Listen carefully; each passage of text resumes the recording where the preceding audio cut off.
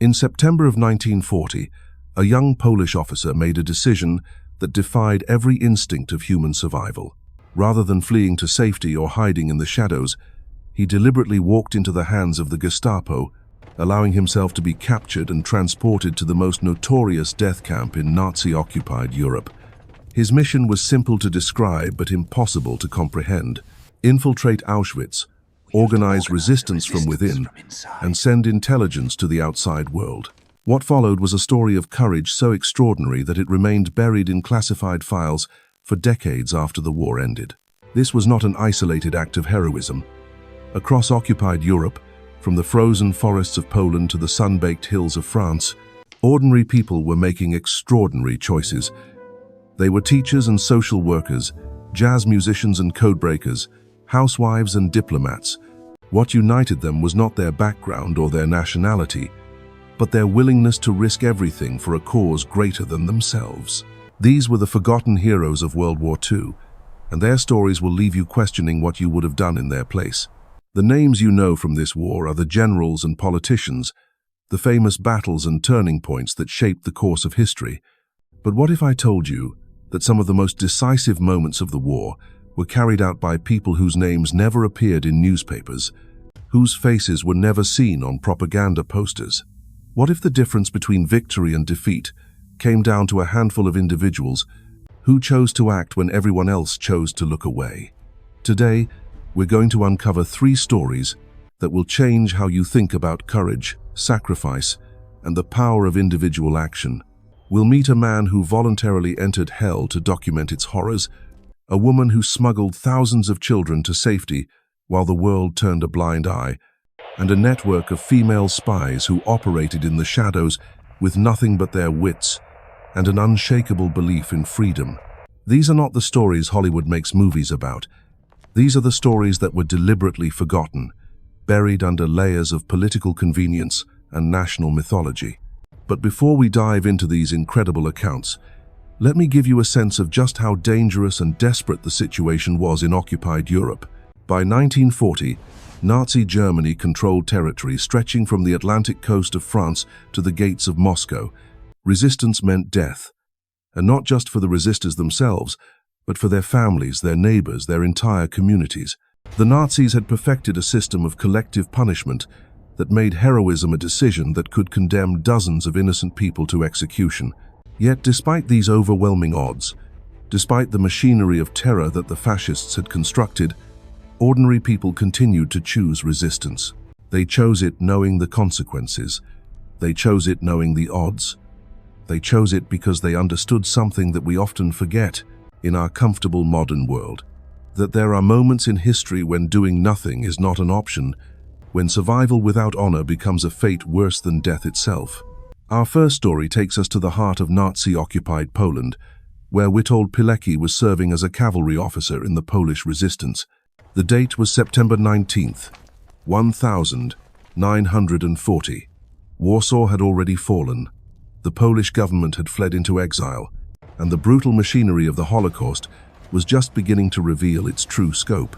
Reports were filtering out of a new kind of camp, something more sinister than a prison, more systematic than a ghetto. But these reports were fragmentary, unverified, dismissed by many Allied officials as wartime propaganda. Pilecki knew that the world needed proof, hard evidence of what was happening behind the barbed wire of Auschwitz. So he devised a plan that bordered on insanity.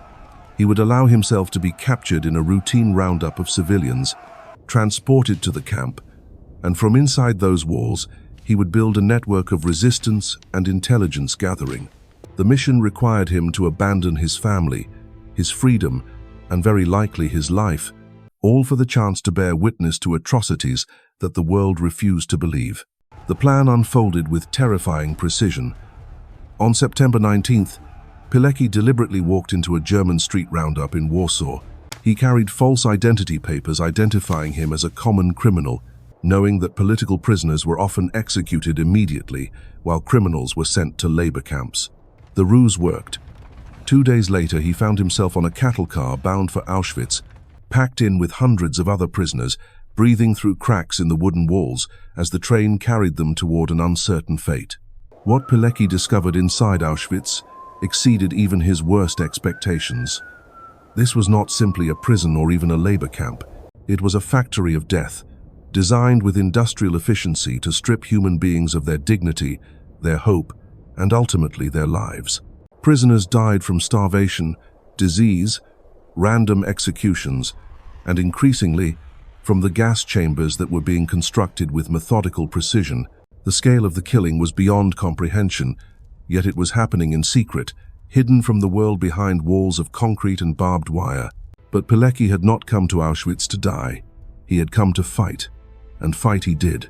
Working carefully and methodically, he began to identify other prisoners who could be trusted, men who retained enough strength and spirit to risk their lives for the cause of resistance.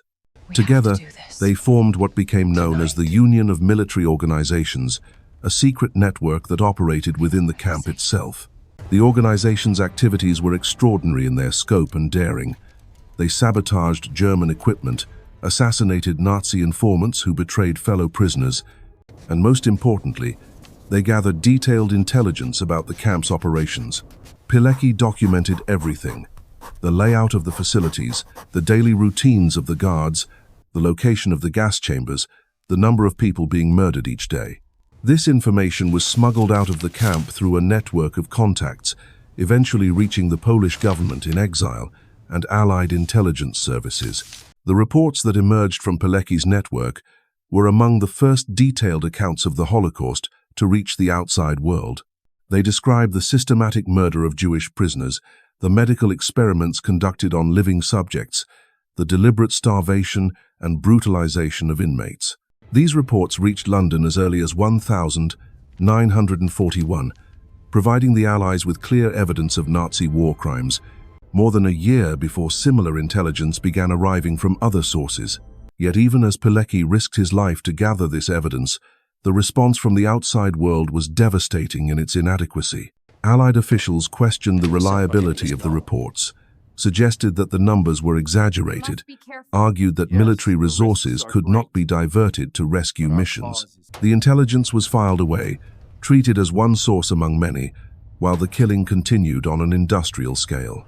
After 2.5 years inside Auschwitz, Pilecki made another decision that defied comprehension. He organized his own escape, not because he could no longer endure the conditions, but because he believed he could be more effective fighting from the outside. The escape itself was a masterpiece of planning and courage, involving the theft of German uniforms, the cutting of telephone wires, and a desperate flight through the Polish countryside with the entire SS apparatus searching for the escapees.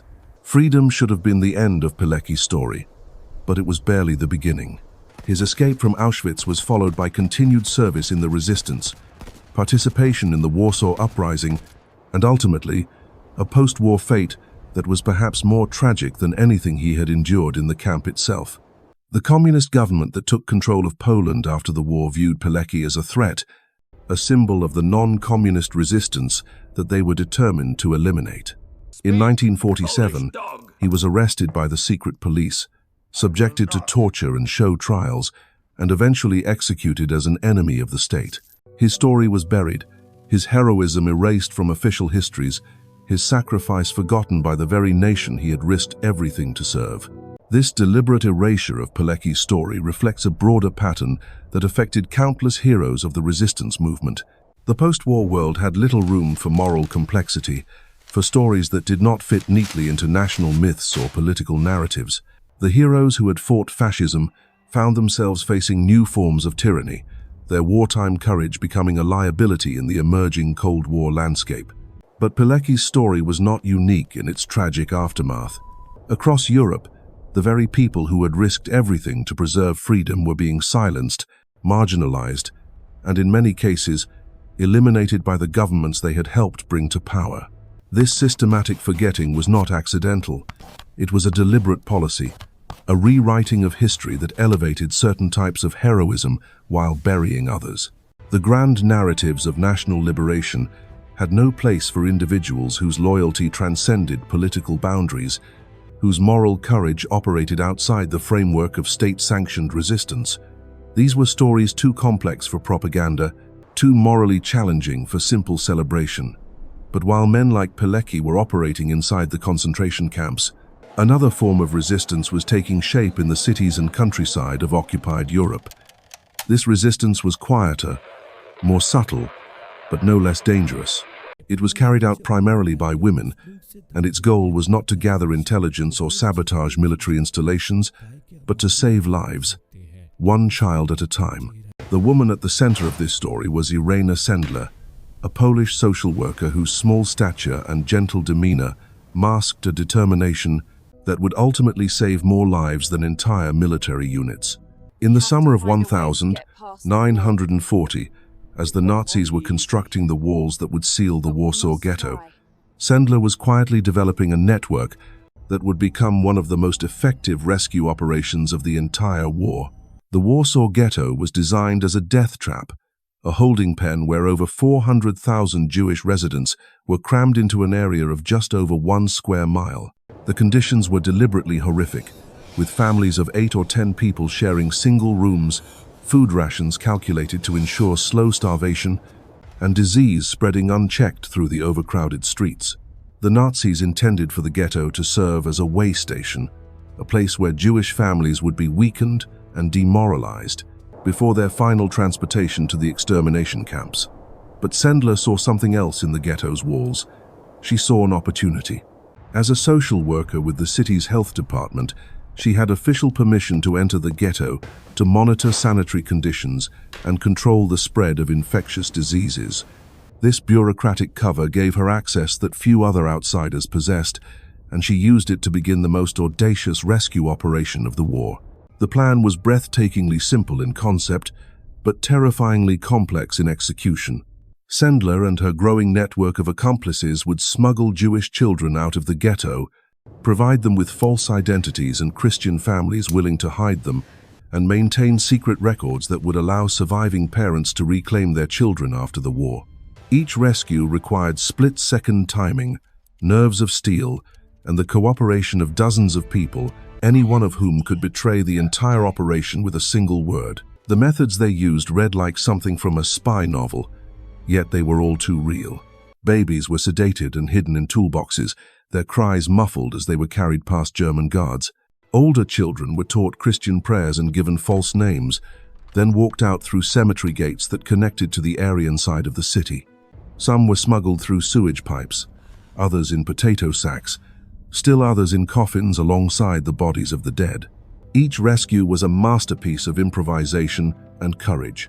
Sendler would enter the ghetto with her official paperwork, identify children whose parents were willing to part with them, and coordinate their extraction with a precision that would have impressed military commanders. But this was not a military operation. It was an act of pure moral courage, carried out by ordinary people who had decided that saving lives was worth any risk. The psychological toll on parents was unimaginable. They were asked to give up children to strangers, hoping for future reunion. Many families chose to stay together, accepting death rather than separation. But others, seeing deportation inevitable, made the agonizing decision to let their children go. Sendler understood that the rescue itself was only half the mission. The other half was ensuring that these children could be returned to their families when the war ended. So she began keeping meticulous records, writing down real names of rescued children alongside their false identities, noting where they had been placed and with whom. These records were her most dangerous secret, a death sentence written in her own hand if they were ever discovered. The information was too sensitive to keep in any normal hiding place. Instead, Sendler sealed the documents in glass jars and buried them under an apple tree in her friend's backyard.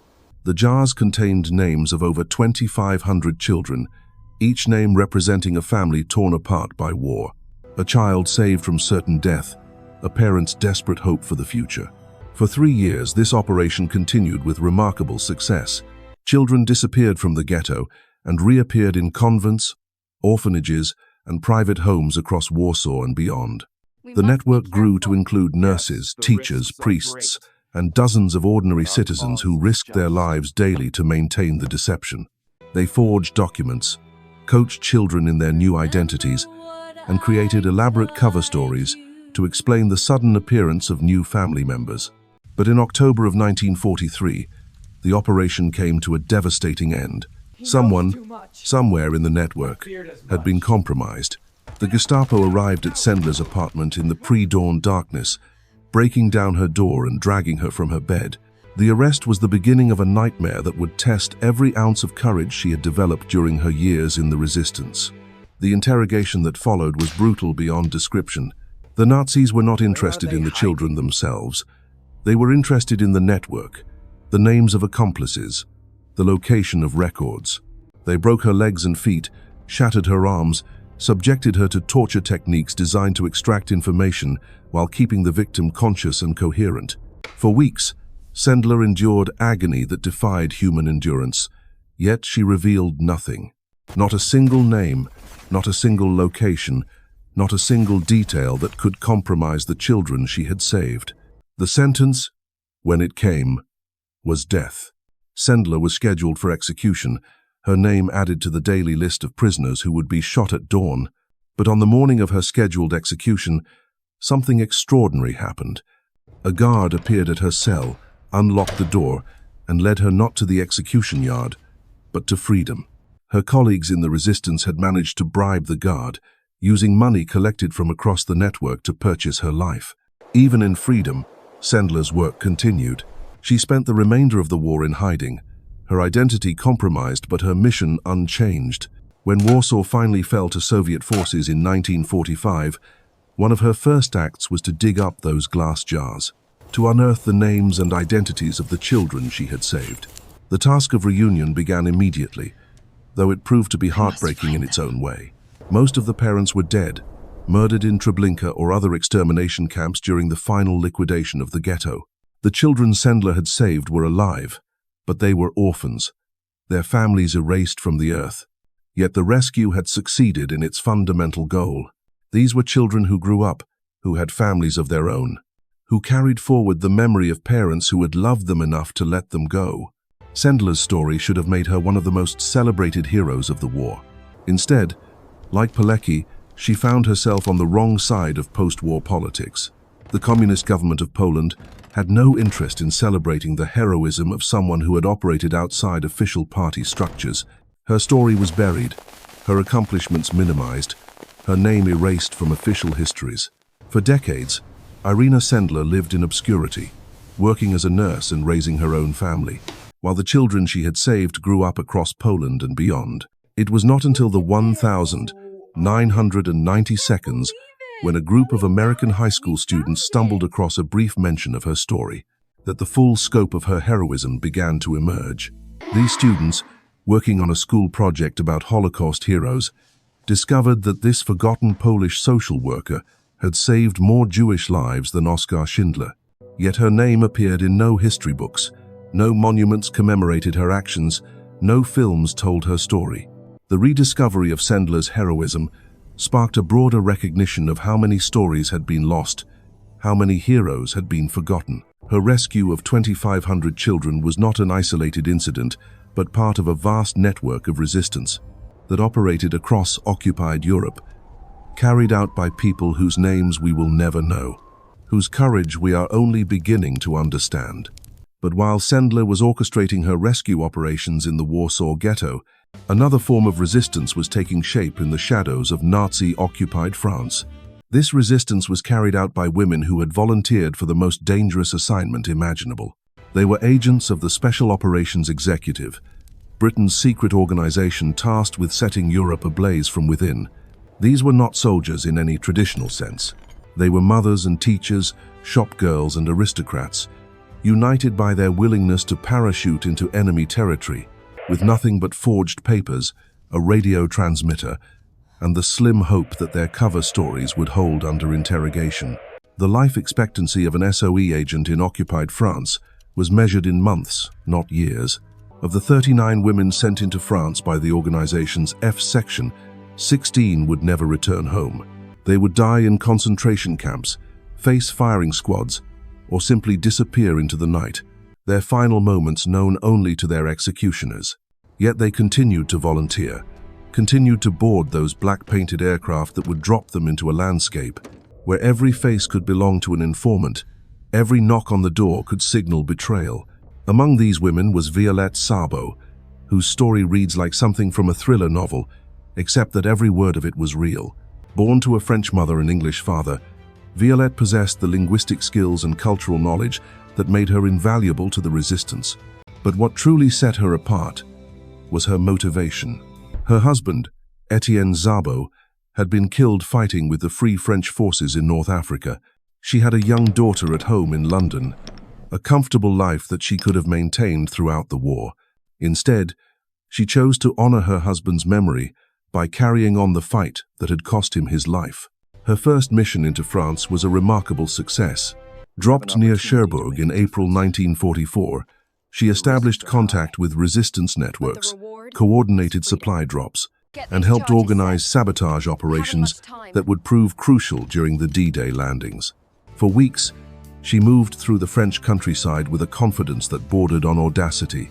Her cover identity as a secretary holding firm under casual scrutiny, she completed her objectives and was extracted safely back to England, where her handlers immediately began planning her return. But it was her second mission that would cement her place in history. In June 1944, just days after the Allied landings in Normandy, Violette parachuted back into France with a new objective. She was to assess the strength of resistance networks in central France and coordinate their activities with the advancing Allied forces. The mission began well, with successful contacts established and intelligence gathered. But as she and her French colleague were driving through the countryside near Salon-la-Tour, they encountered something that would change everything. A German patrol from an SS infantry regiment was moving along the same road, heading to reinforce German positions against the advancing Allies. In any normal circumstance, two people in a car might have simply been waved through with a cursory check of their papers, but these were not normal circumstances. The Germans were nervous, suspicious, on edge from the constant harassment by resistance fighters. When they signaled for the car to stop, Violette's companion made a split-second decision that would doom them both. Instead of stopping, he accelerated. The chase that followed was brief and brutal. Machine gun fire shattered the car's rear window as they raced through the narrow country lanes. The vehicle careened off the road and crashed into a ditch, leaving both occupants exposed and on foot. Violette's colleague, unhurt but panicked, began to run.